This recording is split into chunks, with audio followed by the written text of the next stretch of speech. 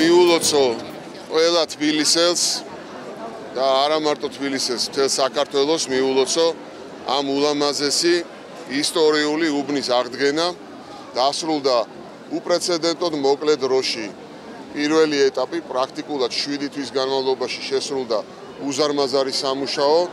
აღდგენილია ქუჩა, რომელიც პრაქტიკულად არის კულტურული მემკვიდრეობის ძეგლი მთლიანად. აღდგენილია არა მარტო გარეგნული იერსახე, არამედ აღდგენილია სადარბაზოები, მათ შორის მხატვრობა, კედლის მოხატულობა, ეზოები, კომუნიკაციები მთლიანად არის განახლებული და ეს მხოლოდ და მხოლოდ არის პირველი ეტაპი, იმიტომ რომ შემდეგი ეტაპები გულისხმობს მთელი საფეხმავლო მარშრუტების აღდგენას ამ ქუჩის ზედა ქუჩების მიმართულებით და ასევე ბაღების აღდგენას, რომელიც მთელი მე-19 საუკუნის ბოლოს შექმნილი ბაღების კომპლექსი იქნება აღდგენილი და ეს იქნება, რა თქმა უნდა, უპირველეს ყოვლისა მნიშვნელოვანი ადგილობრივი მაცხოვრებლებისთვის.